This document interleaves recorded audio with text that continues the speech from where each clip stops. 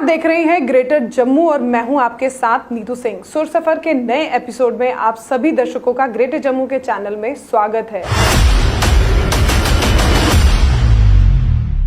नमस्कार, आप देख रहे हैं ग्रेटर जम्मू और मैं हूं आपके साथ नीतू सिंह। सुर सफर के नए एपिसोड में आप सभी दर्शकों का ग्रेटर जम्मू के चैनल में स्वागत है।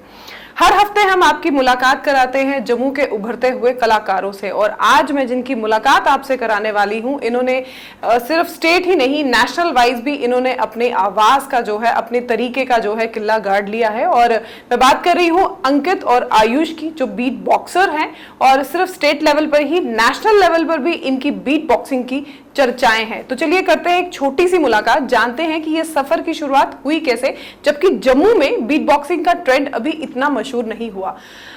अंकित और आयुष, आप दोनों का ग्रेटर जम्मू के चैनल में स्वागत है। तो कैसे शुरुआत हुई बीट बॉक्सिंग की, क्योंकि जम्मू में अभी भी इसके ट्रेंड को लेकर इतनी ज्यादा अहमियत नहीं मिली है, जबकि आपने आज से आई थिंक 7-8 साल पहले शुरू कर दिया था। तो कैसे शुरुआत हुई उसकी? एक्चुअली मैं पहले से ही डांस करता था, मतलब मैं डांसर था, मतलब मुझे म्यूजिक के साथ जुड़े रहना था किसी भी तरीके। तो तब छोटा था, तब पता नहीं है क्या करना है, आगे जाके क्या होगा। तो मेरा ये था कि मैं जब आप छोटे होते हैं आपके पास रिसोर्सेज नहीं होते हैं, तो आपकी बॉडी है जिसको आप यूज़ कर सकते हो उस टाइम पे। तो मैं डांस करता था कि बीट बॉक्सिंग का मुझे कहाँ से पता चलता।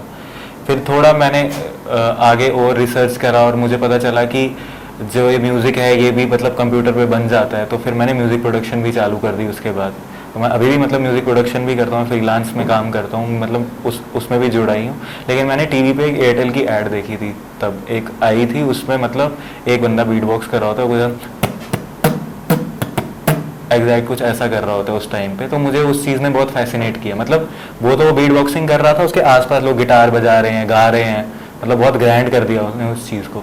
पर मुझे उस एक जो बंदा था, मेरे को पता नहीं उसका नाम क्या है, क्या कौन था, वो कर्ली बाल थे, मुझे अभी भी याद है, उसने मुझे बहुत फैसिनेट किया कि ये क्या है। तो फिर मैं खुद से चालू किया।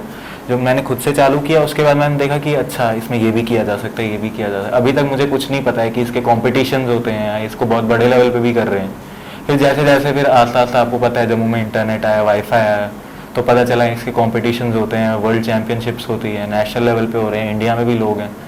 तो वहाँ से जर्नी स्टार्ट हुई, मतलब अभी भी चल रही है। तो बीट बॉक्सिंग, जब पहली बार बीट बॉक्सिंग की तो वो उसकी क्या थीम थी आपके पास? थीम कुछ नहीं थी, बस इसमें क्या होता है ना कि इसमें बीट जैसी लगनी चाहिए। उस समय ऐसा था कि म्यूजिक जैसा लगना चाहिए, कुछ ऐसा करता था मैं, तब थोड़ा इससे भी खराब ही करता था। तो यही था कि लगना चाहिए कि इम्प्रेस करने के लिए कर रहे थे। तब ऐसा था कि हम जैसे अब ये है मेरा दोस्त है तो मैं इसको इम्प्रेस कर दूंगा। लेकिन अब ऐसा है कि हम एक्सप्रेस करने के लिए करते हैं कि लोगों को समझ आए कि हाँ ये क्या कर रहे हैं, कुछ कहानी कहने की कोशिश कर रहे हैं अपने म्यूजिक के थ्रू। तो आयुष, आपकी भी शुरुआत इन्हीं के साथ हुई बीट बॉक्सिंग की, या आप इससे पहले भी कर रहे थे? जी, मैं इससे पहले कर रहा था। ये बात है कि इनसे मिलने के बाद का पेस काफ़ी बड़ी, मतलब मेरे म्यूज़िक करने की, बीट बॉक्स करने की काफ़ी, क्योंकि पहले कोई था नहीं साथ में जो समझता था कि मैं क्या कर रहा हूँ। तो बेसिकली स्टार्ट यहाँ से हुआ कि सुधीर आर करके एक बीट बॉक्सर था और वो फ्लूट भी हो जाता था, तो वो इंडियाज़ गॉट टैलेंट पे आया था, तो मैंने सबसे पहले उसी को देखा था। तो वहाँ से मेरे को इंटरेस्ट आया और मैं काफ़ी ऐसा इमिटेट वगैरह चीज़ें करता था। चीज़ें कोई भी ऐसे सब ड्रामाज में जैसे कोई मतलब कोई थ्रिल चीज़ हो जाती है तो कुछ बैक स्कोर बचता है, तो मैं उससे काफ़ी फैसिनेट होता था। तो वहाँ से मेरे को वो चीज़, और साथ में जब मैंने सुना तो मेरे को लगा कि इट्स समथिंग कि मैं कर सकता हूँ। तो वहीं से मेरे को थोड़ा सा इंटरेस्ट आया। फिर मैंने रिसर्च किया, जैसे कि इन्होंने कहा कॉम्पिटिशन्स वगैरह, तो फिर वो देख के उसके बाद फिर मैं इनसे मिला। वहाँ से फिर और ज़्यादा हमने साथ में भी किया और फिर इंडिविजुअली भी हमने काफ़ी ग्रो किया सबने। हम आई गेस 8 साल से साथ 8 साल से साथ में। अभी 14 साल का था। ओके।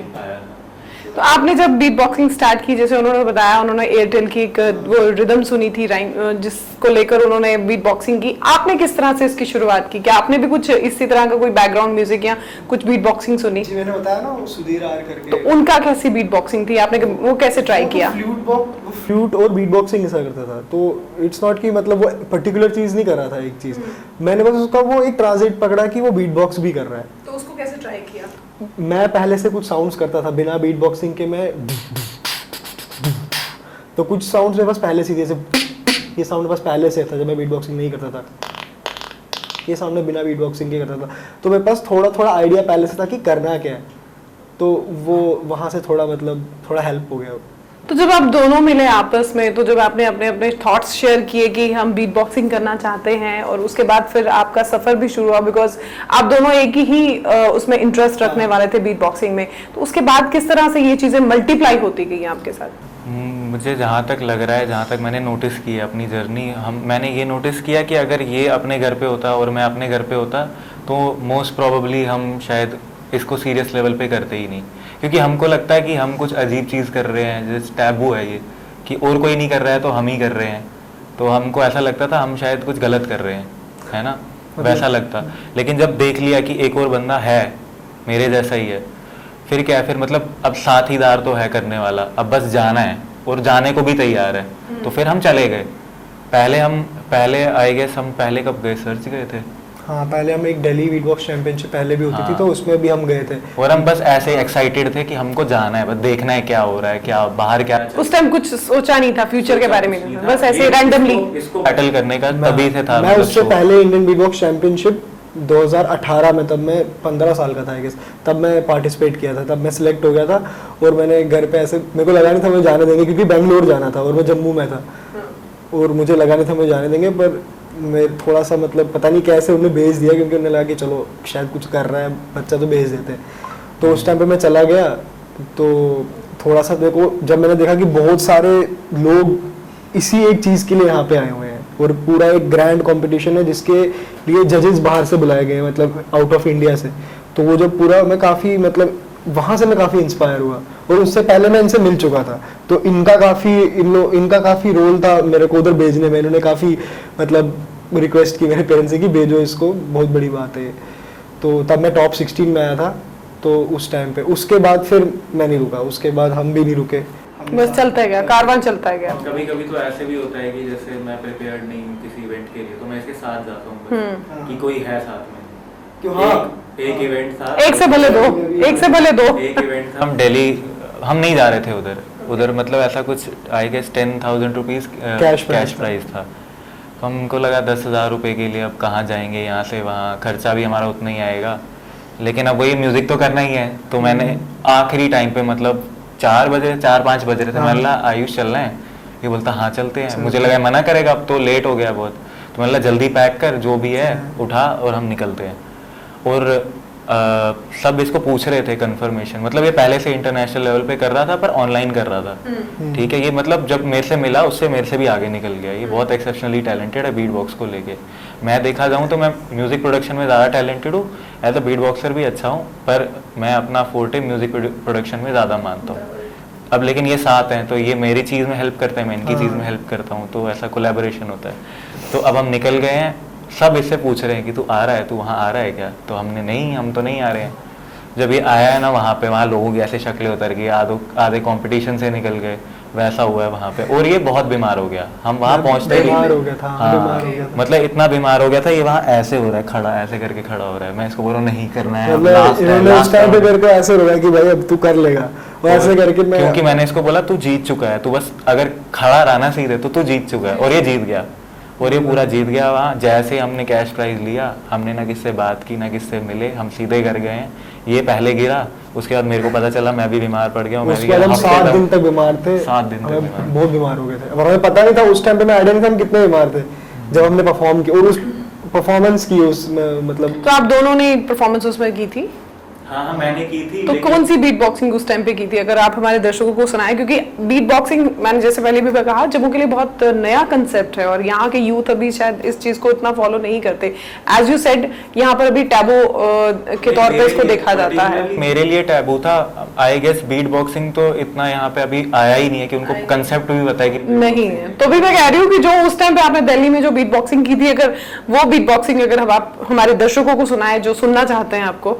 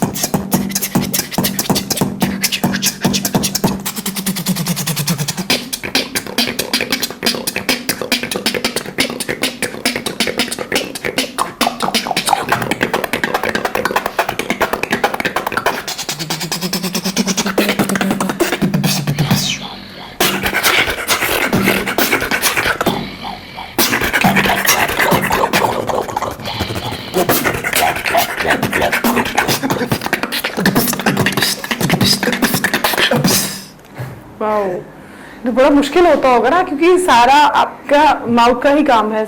जी, ये पहले स्टार्टिंग में मुश्किल होता था, हर 2 मिनट में पानी चाहिए होता था या कुछ। टाइम के साथ ना प्रैक्टिस हो जाती है, तो आपका जो होता है ना कि सांस का जो लेना और फिर छोड़ना, उसकी आपको प्रैक्टिस हो जाती है कितनी देर आपको सांस लेनी, कितनी देर छोड़नी है, ताकि वो बीट कंटिन्यू रहे। तो आयुष और अंकित, कभी घर वालों ने कहा नहीं कि ये क्या कर रहे हो? कभी ऐसा, जैसे एज यू सेड यहाँ पर तो है ही नहीं इतना, तो कभी उन्होंने बोला नहीं? मेरे को ऐसा लगता है कि बचपन में बहुत सेल्फ डिस्ट्रक्टिव मेंटालिटी लेके था, तो जो मैं ये कर रहा था ना, ये फिर मेरे घर में एक्सेप्टेबल था।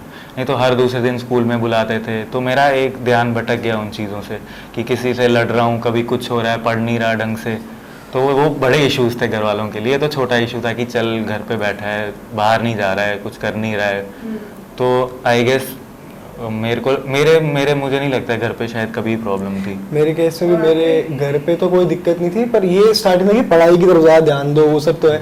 बट फिर ये है कि आपको प्रूव करना पड़ता है कि आप इस चीज़ में अच्छे हो, तभी आपको घर वाले सपोर्ट करेंगे। आप किसी भी चीज़ में तब तक आपको घर वाले सपोर्ट नहीं करेंगे जब तक आप उनको दिखाओगे नहीं कि आप इसमें अच्छे हो।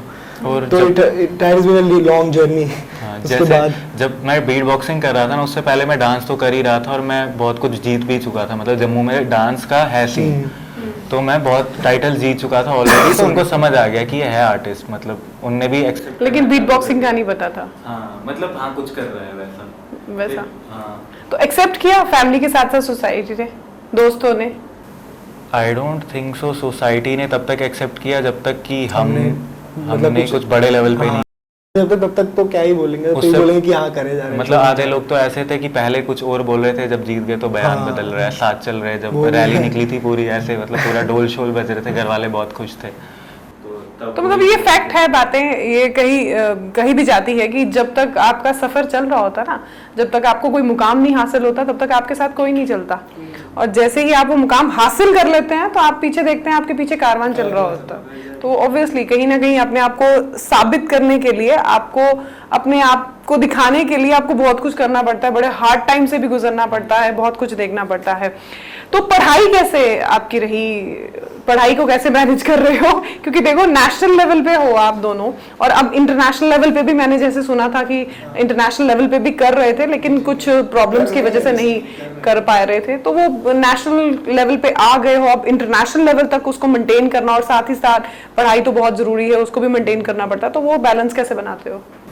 मैंने तो अपनी प्रायोरिटी म्यूज़िक को ही दी है, क्योंकि अब पहले तो हम एज अ हॉबी कर रहे थे, अब आस्ता आस्ता अब मेरे को काम मिल रहा है इस चीज़ में, तो कमाई आ रही है। तो जम्मू में या जम्मू के बाहर? अब तो मुझे जम्मू में भी मिल रहा है, पर जम्मू में मतलब वैसा है कि जैसे बाहर थोड़ा प्रोफेशनलिज्म है, जम्मू में वो आया नहीं है, क्योंकि लोगों को अभी उतना आइडिया नहीं है कि हाउ थिंग्स वर्क। तो बाहर ऐसे है कि बाहर लोगों को पता है क्या करना है, उनको सब पता है, उनको बस काम चाहिए। उनको अगर अच्छा मिल रहा है काम, तो उनको काम चाहिए, काम से मतलब है। तो मोस्टली मैं कहूँगा कि मैं बाहर का प्रेफर करता हूँ, पर यहाँ का भी प्रेफर करता हूँ। और इवन जैसे जो छोटे लड़के हैं, जो अभी मतलब जिनकी उम्र कम है, जो अफोर्ड नहीं कर सकते हैं, जो स्टूडेंट्स हैं, मैं उनके लिए भी कर देता हूँ, मतलब बहुत कम। सिखाते भी हो? हाँ, सिखाता भी हूँ, ये तो सिखाता भी है, अभी भी सिखा रहा है। मतलब इसने एक स्टूडेंट को पहले भी सिखाया था, और अभी भी मतलब क्या वो आई गेस 5 years old है। अभी तो ऐसे छोटे बच्चों को भी थोड़ा मैं कोई अभी एक कोई छोटा बच्चा एक क्लाइंट था, वो अभी वो सिखा रहा हूँ। उसके अलावा मेरे बाहर के फॉरेन के काफ़ी ज़्यादा मतलब स्टूडेंट्स हैं, जो कि अभी बड़े स्टेज पे जा भी रहे हैं। मतलब अच्छा लगता है उनको देख के भी कि दे आर ग्रोइंग टू। तो वहीं से मैं अगर अपना बताऊं कि स्टडीज़ का, तो मेरा ऐसा है कि सेम इनकी तरह ही है, बट मेरे घर वाले बोलते हैं कि साथ में पढ़ो, तो मैं थोड़ा पढ़ रहा हूँ साथ साथ में, ये भी पढ़ रहे हैं, साथ साथ में ये भी पढ़ रहे हैं। बट ये है कि हमारी प्रायोरिटी म्यूजिक ही है, क्योंकि हमें करना है इसी में आगे कुछ, तो वही है।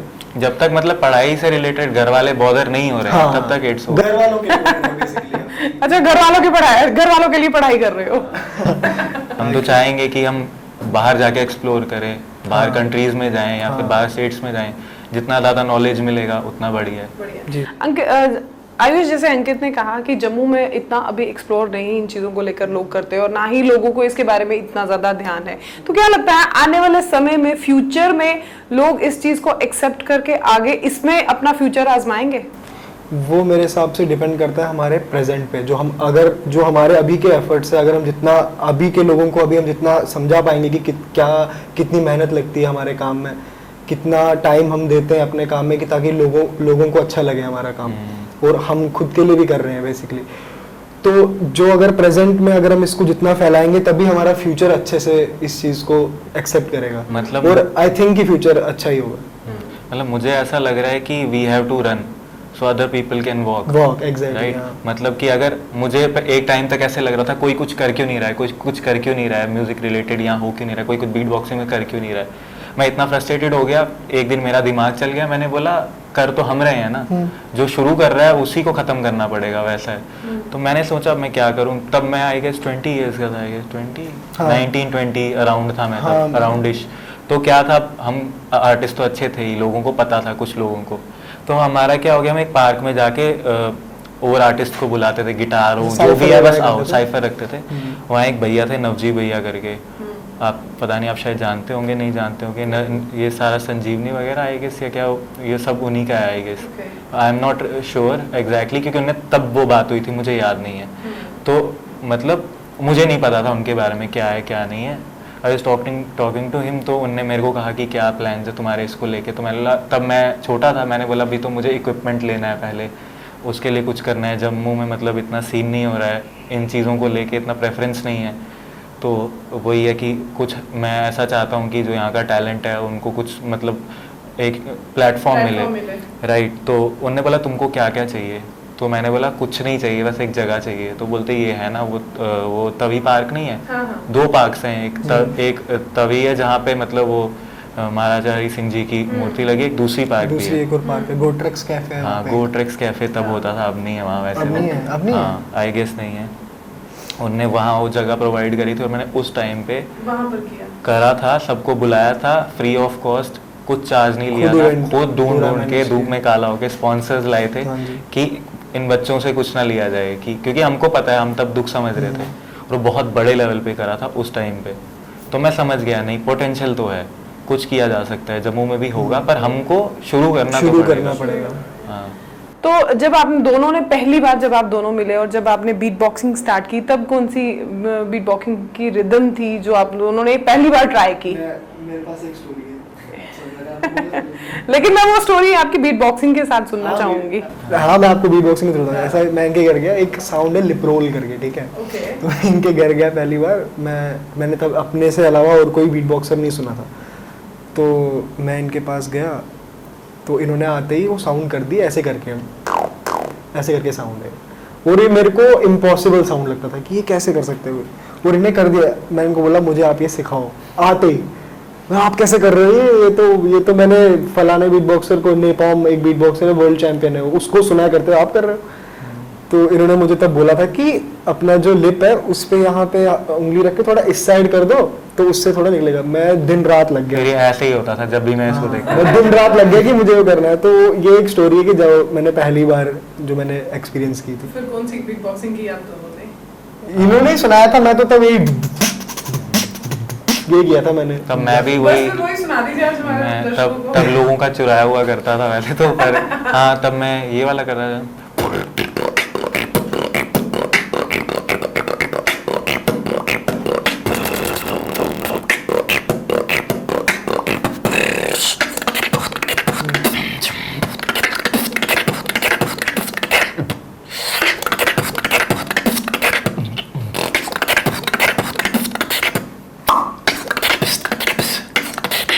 थोड़ा एग्जैजरेटेड है, इतना तब था नहीं, अब आदत हो गई है दिमाग को कुछ कॉम्प्लिकेटेड मैं सोच रहा यार ये तब इतना तो नहीं था। आप ज्यादा फाइन हो गए हो। इससे मिला था, ये तो तब बहुत ही छोटा था। तो अब मेरे को तो ऐसा ही सब कहते हैं कि तेरी उम्र के हिसाब तू मैच्योर ही है। तो तब तो ये बहुत क्लमजी हुआ करता था, बहुत क्लमजी। तो भाई ये जब मेरे साथ बैठा है रहा है, फिर कहीं ना कहीं मेरी थोड़ी पर्सनैलिटी या ट्रेट्स इसके अंदर भी आ गए। तो अब दोनों अब उस पर्सनालिटी को आगे लेके जा रहे हो। तो फिर जितना जितना हम साथ रहे, हमारा दिमाग भी एक जैसे देखो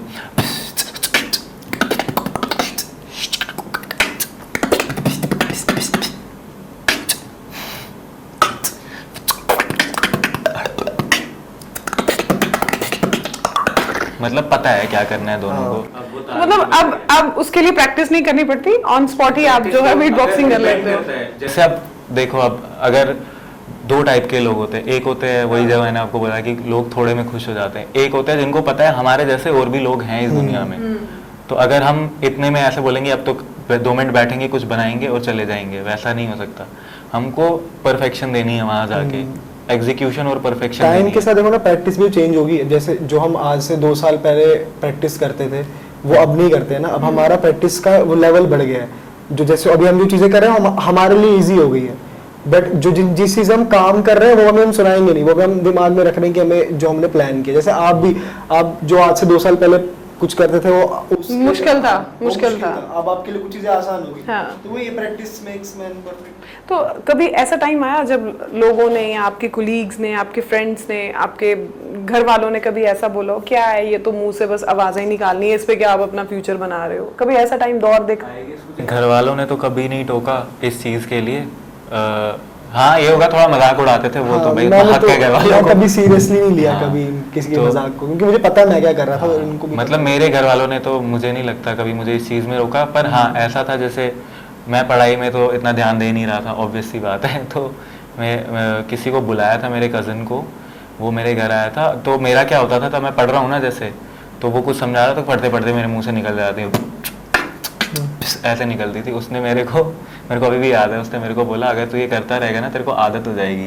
मतलब उसको लग रहा था एग्जाम देते टाइम तो नहीं हुआ कभी ऐसा? हाँ हुआ था मेरे को।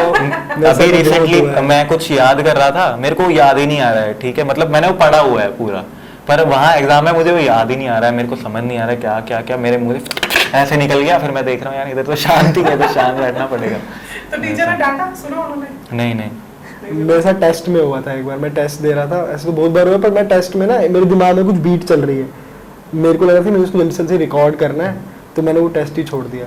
मैं अब फिर रिकॉर्ड करके कभी कभी तो ऐसा भी हो जाता है, जैसे फॉर एग्जांपल हम कभी मॉल चले गए या कहीं चले गए घूमने वूमने, वहाँ वॉशरूम में चले गए ना, तो वॉशरूम में हम शुरू हो गए ना, लोग डर जाते हैं, वो अंदर ही नहीं आते हैं, मतलब उनको लगता है पता नहीं क्या हो गया। बाथरूम एक्रोस्टिक्स आर बेस्ट, मतलब बीट बॉक्सिंग के लिए सबसे अच्छे रहते हैं। इधर दे आर वेरी इम्प्रेस्ड कि ओ भाई क्या हो गया, वही बात। अच्छा, अब तो वो मुकाम हासिल कर लिया है जहाँ पर लोग आपको पहचानने लगे हैं, स्टेट लेवल पर, नेशनल लेवल पर, इंटरनेशनल लेवल पर अब आपने मुकाम हासिल कर लिया है। तो अब लोगों का रवैया आपकी तरफ कैसा है? क्या जो लोग आपको पहले आपके साथ मजाक उड़ाते थे, अब तो वो लोग आपके सामने आंख भी नहीं मिलाते होंगे? हम माफ कर देते हैं। मैं कहूंगा कि अभी मुझे नहीं लगता कि हमने इतना नाम बनाया है। हाँ, अभी तो कि लोग हमें कुछ ना कहें। बहुत कुछ कर रहे हैं। यहाँ तो ऐसा भी है जिनको इस फील्ड के बारे में पता है, देखो क्रिटिसाइज तो हर कोई करता है। बिल्कुल, और आई थिंक वही आपके एक सक्सेस की की होती है। या तो वो आपको ड्राइव देती है, या तो आपको लगता है कि हाँ ये कंस्ट्रक्टिव क्रिटिसिज्म है, ये जानता है ये क्या कह रहा है, उस चीज को हम इन्हें पॉजिटिव वे ले सकते हैं, तो वो तो चलता ही है। लेकिन अगर कोई कुछ बोलता भी है तो वैसा हो गया कि हम इतने टाइम से सुनते आ रहे हैं, उसके बाद भी हमने किया तो हमको क्या फर्क पड़ेगा किसी के फर्क कितना पड़ता है। तो आइडल किसको मानते हो, जिनको देख के आपने ये फिर अपना सफर जो है शुरू किया और बस माइंडसेट में यही था कि अब इसी के ऊपर ही कंसंट्रेट करना है? अगर बताऊं, I don't believe in idealism, but मैं ऐसा है कि इंस्पिरेशन सबसे लेता हूँ, बट आइडलाइज में किसी को करता नहीं हूँ, क्योंकि पता नहीं क्यों कि बार ये है कि इंस्पायर तो बहुत लोगों ने किया है। इंस्पायर तो मैं बहुत छोटी चीज से लेके बहुत बड़ी चीज से भी इंस्पायर हो सकता हूँ। He is my one of the biggest inspiration. जैसे सेम मेरा भी है कि जैसे आप हो, आप कुछ मुझे ऐसा कह दोगे जो मेरे साथ स्टिक हो जाएगा। हाँ, exactly, आपने कोई बात कर दी, वो मेरे बीट बॉक्स में मैं अप्लाई कर रहा हूँ, हाँ, आपको पता भी नहीं है, लेकिन लेकिन आपने हमें भी नहीं पता होगा। मतलब फ्रिक्शन ऑफ सेकंड्स में आप बीट बॉक्सिंग बना लेते हैं। मैं बाहर के आर्टिस्ट भी सुनता हूँ, अपने जो क्लासिकल यहाँ के आर्टिस्ट हैं उनको, जैसे कौशिकी चक्रवर्ती हो गई, जी जी, मुझे बहुत पसंद है वो फिर कान्ये वेस्ट हो गया बाहर का। क्लासिकल में भी होती है? हाँ बिल्कुल। आई थिंक मुझे तो नहीं, मैं आपसे बात कर रही हूँ, आई थिंक जो दर्शक हमें देख रहे हैं, सुन रहे होंगे, उनको भी नहीं पता होगा कि शायद बीट बॉक्सिंग क्लासिकल में भी होती है। हमने सुना है, यूट्यूब में सुना है, इंस्टाग्राम सोशल हैंडल्स पे हमने सुना है बीट बॉक्सिंग। आज तो मैं आपके साथ लाइव रूबरू हूँ और आई एम श्योर जो दर्शक हमें देख रहे हैं वो आपकी क्लासिकल बीट बॉक्सिंग जरूर सुनना चाहेंगे। ठीक है।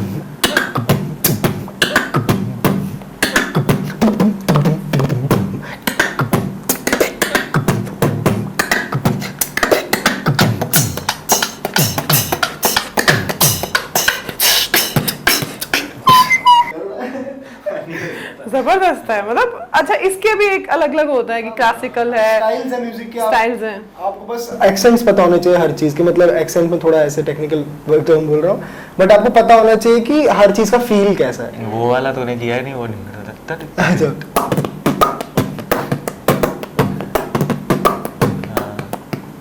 लेकिन वाकई में ये मुझे पहली बार पता चला कि बीट बॉक्सिंग में क्लासिकल भी म्यूजिक भी होता है, वो स्टाइल भी रहता है। तो चलिए, वैसे तो मुलाकात आपसे बड़ी मज़ेदार रही, बड़े सारे हमें आपसे सीखने को भी मिला और कैसे आपकी जर्नी स्टार्ट हुई है वो भी हमें पता चला।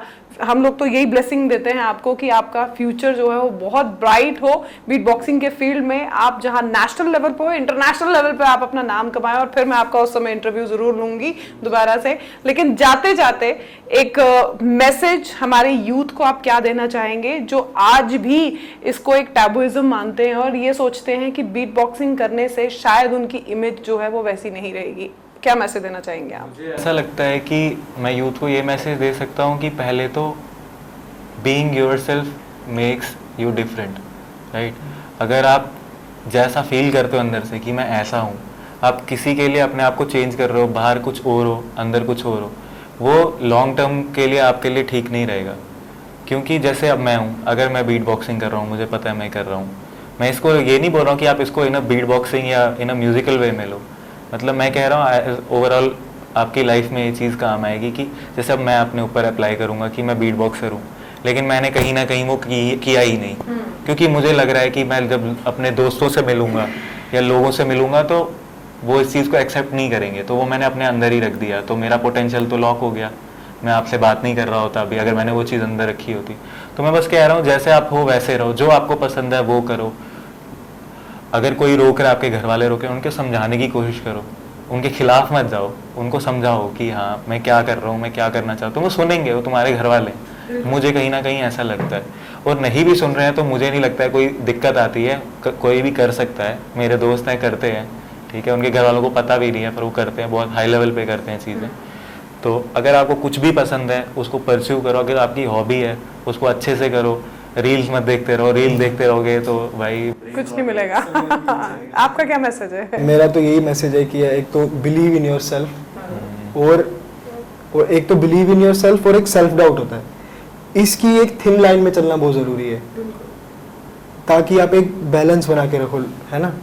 और इसका लेना देना मैसेज से ये है कि अगर आप ये ऐसा चलोगे, आप किसी भी चीज़ में अगर आप कुछ करना चाहते हो तो ये थिन लाइन ही आपको पहुंचाएगी।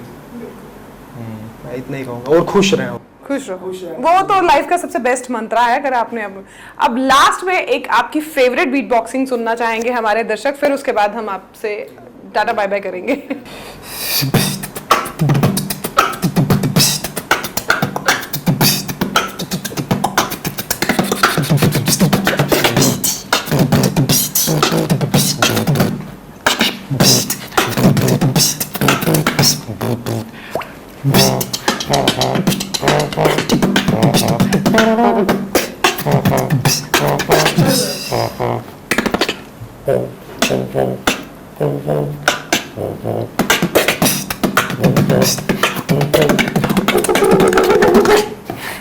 Wow, amazing.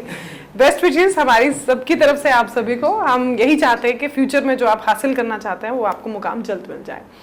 तो ये थे अंकित और आयुष मेरे साथ। बहुत ही छोटी उम्र भी कह सकते हैं कि अभी बहुत छोटी उम्र है, लेकिन बीट बॉक्स में जो है ये बहुत ही एक कहते हैं जैसे फाइन आर्टिस्ट हैं वो है।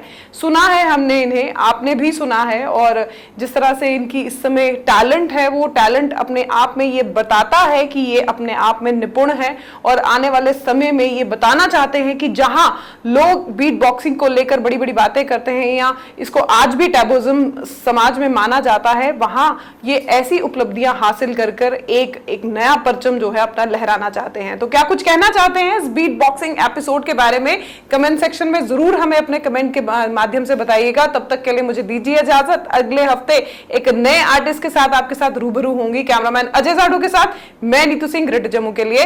धन्यवाद।